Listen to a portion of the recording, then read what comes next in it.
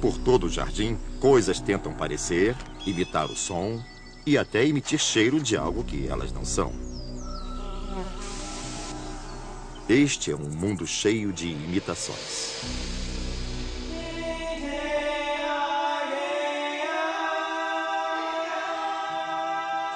O mundo secreto dos jardins. Mimetismo no jardim. Distribuição Sinapse.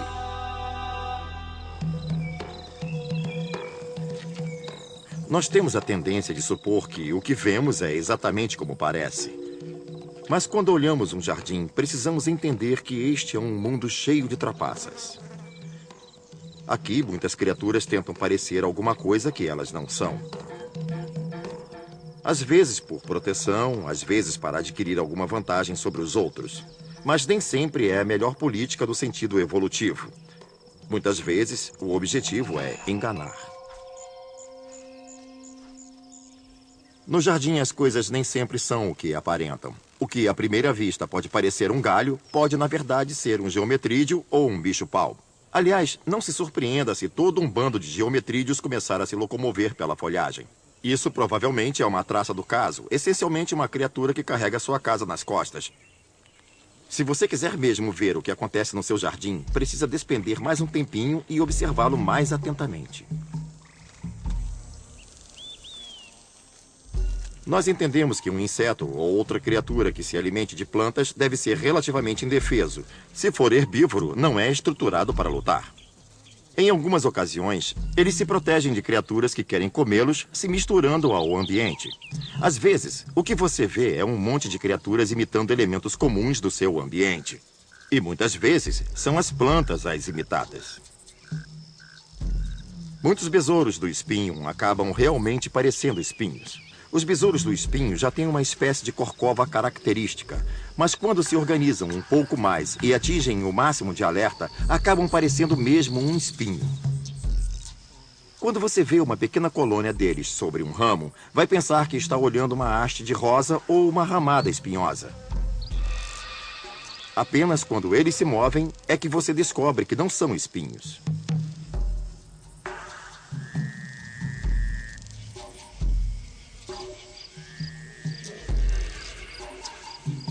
Um outro artifício que usam é parecer um pedaço de pau. Por exemplo, o bicho-pau se move por entre as folhagens, alimentando-se de folhas. Mas se um predador chega perto dele, em geral fica completamente imóvel. E se a copa da árvore estiver oscilando, os galhos balançando com a brisa, ele se deslocará para frente e para trás, de forma a parecer que faz parte da natureza estrutural daquela planta.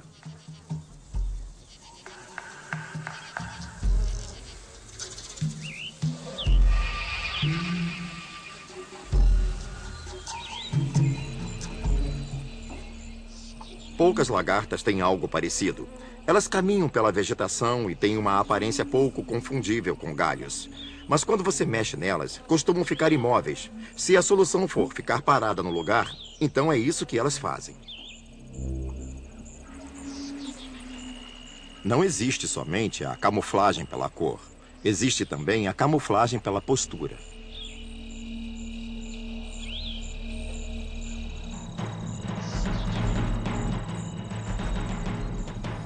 Para muitos insetos voadores que passam o tempo em árvores, também é bom parecer casca de árvore. Aliás, grande número de mariposas tem a parte inferior das asas coloridas. E quando as fecham ao descansar, vemos uma estampa malhada de verde e marrom e talvez algumas riscas prateadas aqui e ali que as fazem parecer sulcos do caule. Elas podem virtualmente desaparecer. Elas pousam, fecham as asas e você não as vê mais. Isso significa que o mundo é cheio de fraudes. E o mimetismo, nesse artifício de fingir ser alguma coisa que não se é muito mais comum do que as pessoas imaginam.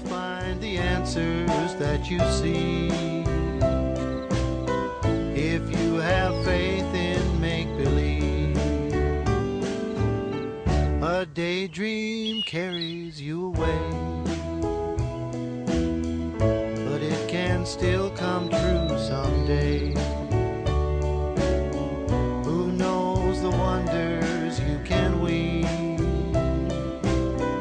if you have faith in make-believe.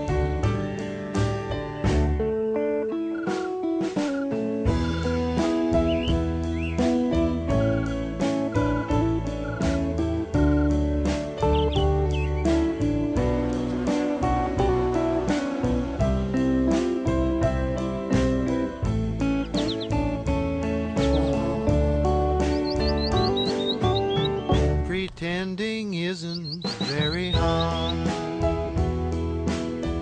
Just let it open up your heart. You'll be surprised what you achieve if you have faith in make-believe.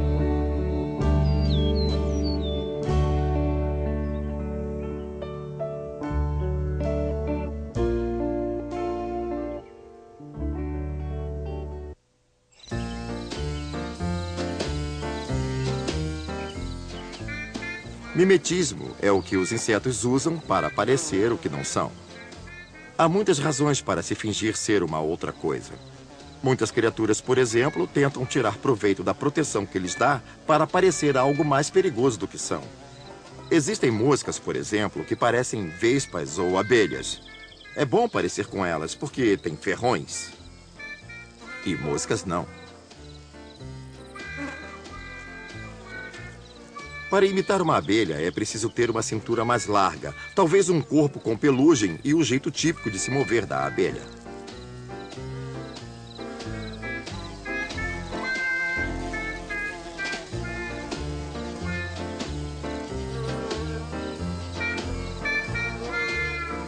Para imitar uma vespa, é preciso ter uma cintura fininha e um corpo longo. Isso pode oferecer proteção contra predadores visuais que não querem atacar um inseto que poderá ferroá-los.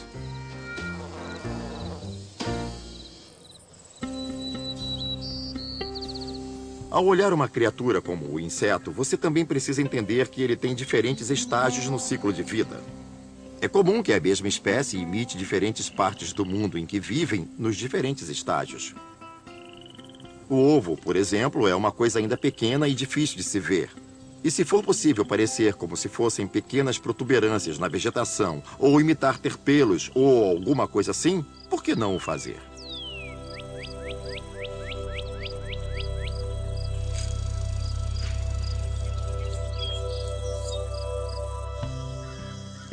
Um estágio em que as criaturas não querem chamar a atenção para si é o de pupa. Antes de emergir, quando estão na crisálida ou no casulo, geralmente não são capazes de se defender. Elas sabem voar, mas não sabem andar. Mal conseguem se mover. É nessa fase que são realmente muito vulneráveis. Então, se uma criatura puder parecer uma folha morta ou um resíduo no chão do jardim, uma coisa que o predador não olharia duas vezes, ela tem muito mais chances de sobreviver. Elementos comuns do meio ambiente nem sempre são só folhas e galhos. Fezes também são habituais de uma forma ou de outra no seu jardim. Algumas criaturas desenvolveram um formato semelhante a excremento de aves, de maneira a parecer menos saborosos aos predadores em potencial. No momento, a criatura está se movendo, quando sem querer chama a atenção do predador.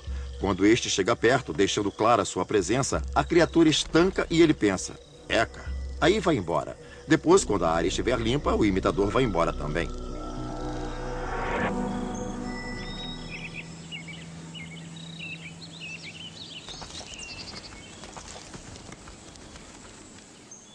Para muitas criaturas, sobreviver significa confundir-se com o cenário para evitar que predadores as avistem. Por exemplo, essas corças não têm a velocidade e o tamanho de um cervo adulto, então, essencialmente são indefesas. Dependem inteiramente de ter coloração marrom, como pintas brancas, para que possam imitar as folhas caídas no chão da floresta à luz do sol. Essencialmente, elas desaparecem.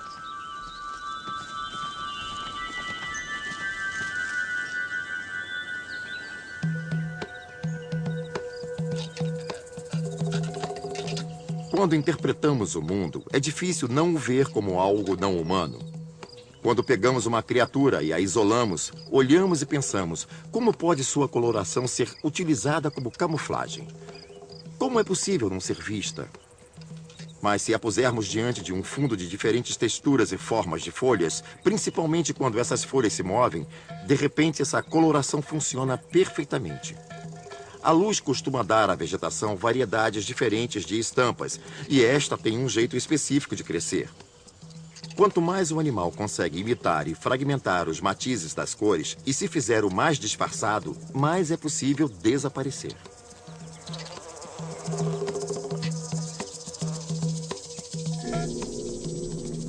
Às vezes as criaturas querem se confundir com o cenário, não porque querem fugir de predadores, mas porque querem ser predadores. Elas querem se misturar ao ambiente para surpreender a presa.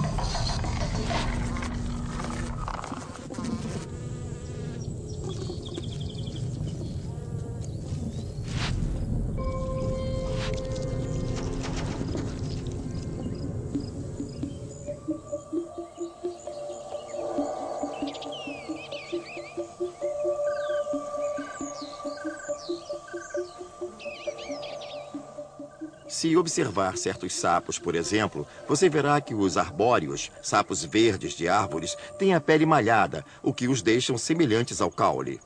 Eles podem ficar parados ali, imóveis e discretos, que você sequer vai notá-los.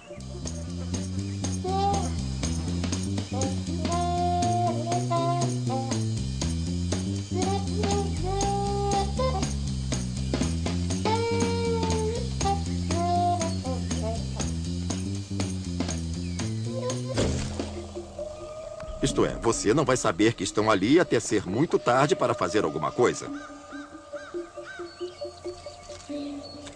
Isso é uma bela estratégia de caça, mas os sapos de árvores podem muito bem passar de caçadores a caçados. O mimetismo também tem esse lado, mas quando o animal está quieto, esperando a presa, ele também pode não ser a presa de mais ninguém, pois não é visto.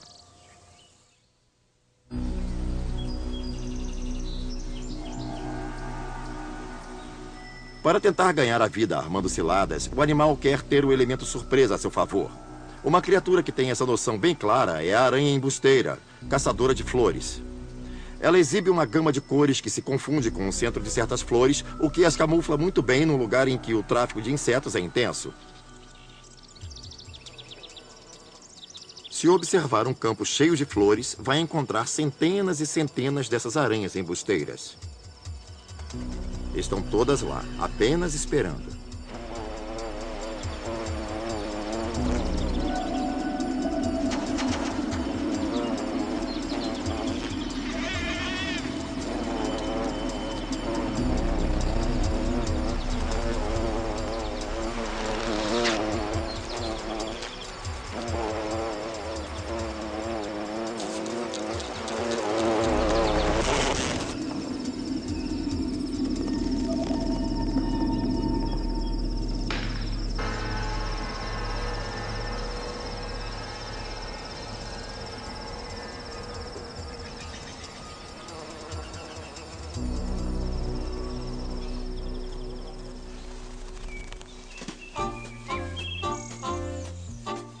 Às vezes, quando se imita coisas, não é preciso ficar igualzinho a elas. O que importa é a primeira impressão, que faz com que o predador vá embora ou hesite para dar o tempo de escapar. Algumas espécies de lagartas lembram vagamente uma cobra. À primeira vista, você não diria isso, mas ao se sentirem ameaçadas, comprimem o corpo onde tem dois pequenos ocelos, falsos olhos, que parecem grandes para o tamanho do corpo, e isso as deixa com aspecto de cobras. Então, quando você chega mais perto, você também descobre, ao vê-las em alerta, que tem uma pequena glândula com um prolongamento, que elas podem desenrolar. Parece muito a língua de uma cobra sendo estendida diante dos seus olhos. O posicionamento é exatamente para criar essa impressão.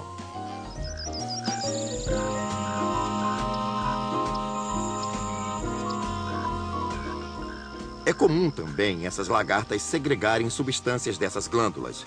Dessas coisas que parecem línguas, que mesmo sabendo que não são de cobra, continuamos achando desagradáveis. Do ponto de vista de um predador, por que se incomodar com coisas que tanto podem ser um risco como apenas terem gosto ou cheiro ruim?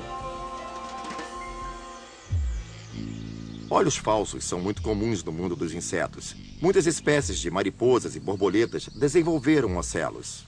Algumas lembram assustadoramente uma coruja.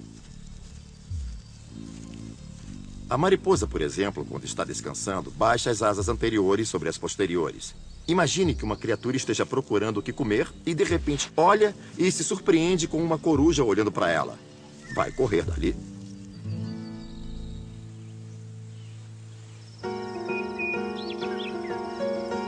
Às vezes as coisas parecem similares porque estão reagindo ao ambiente de forma similar.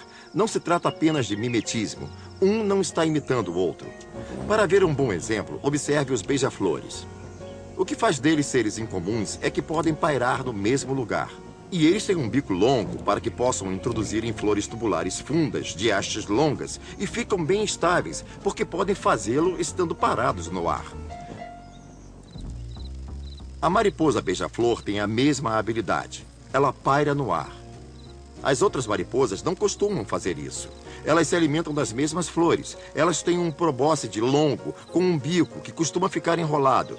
Elas podem estender o probóscide para dentro da flor da mesma forma que fazem os beija-flores. Mas um não está imitando o outro. Apenas usam métodos similares para atingir o mesmo fim.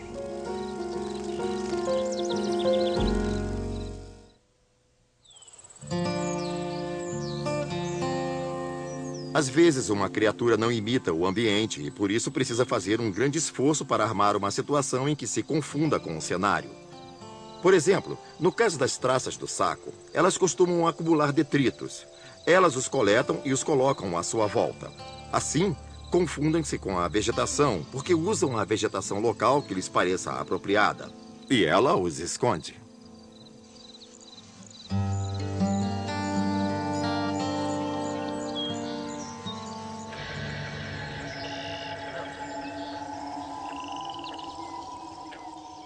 Abaixo da superfície da água, uma das criaturas mais interessantes é a mosca d'água.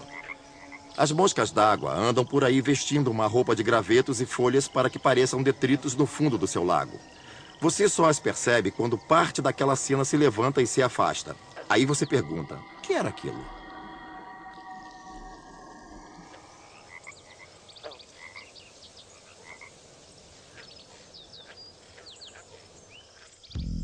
Tem também a larva do besouro tartaruga. Ela começa seu costume com minutos de vida. Essas estranhas criaturas coletam todas as suas fezes e as colocam sobre a cauda, que equilibram como uma espécie de guarda-chuva fecal estilizado. O guarda-chuva começa pequeno, mas à medida que essas criaturas se desenvolvem, fica cada vez maior, a ponto de predadores voadores só verem um monte de excremento ambulante no lugar de uma larva saborosa. Mas no seu jardim não são apenas seus olhos que são enganados. O tordo dos remédios também engana seus ouvidos. Os machos imitam uma variedade de sons para atrair a fêmea. A lista de sons será maior quanto mais atrativa ela for.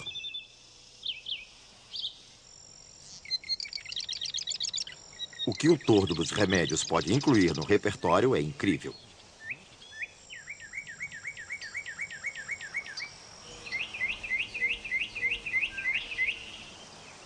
Ele pode imitar o som da água corrente ou ruídos de máquinas, coisas assim. Quanto mais complexo o repertório, mais bonito ele parece e mais fêmeas não resistirão a ele.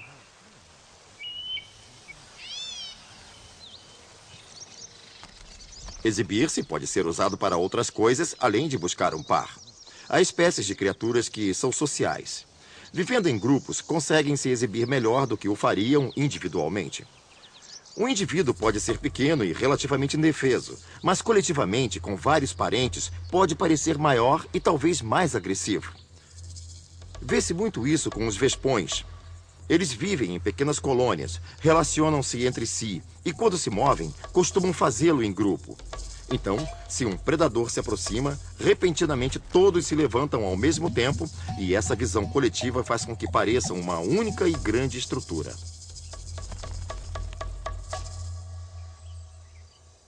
Dizem que imitação é a forma mais sincera de lisonjeio. Mas quando se trata de mimetismo no jardim, algumas criaturas não se satisfazem em imitar a aparência ou o som de outras. Querem ter o mesmo cheiro. Por exemplo, muitas orquídeas produzem perfumes poderosos com a intenção de atrair possíveis polinizadores. Mas para dar certo, tem que recender de forma a que polinizadores se interessem.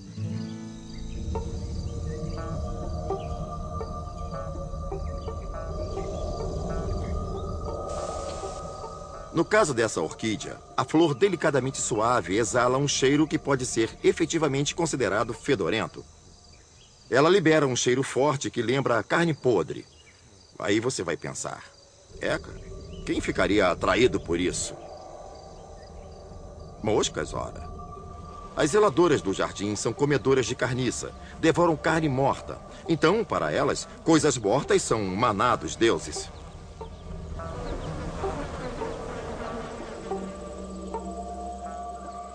Outras plantas, como esta estapélia, vão ainda mais longe. Elas são fétidas e também parecem carne. Elas mimetizam a cor, a textura, tudo, tudo.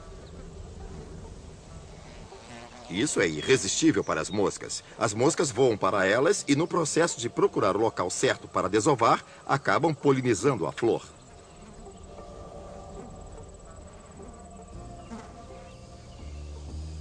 Portanto, com todas essas criaturas mimetizando as aparências, os cheiros e até os sons no seu jardim, você deve prestar muita atenção ao que está se passando no seu quintal, a fim de realmente apreciar tudo.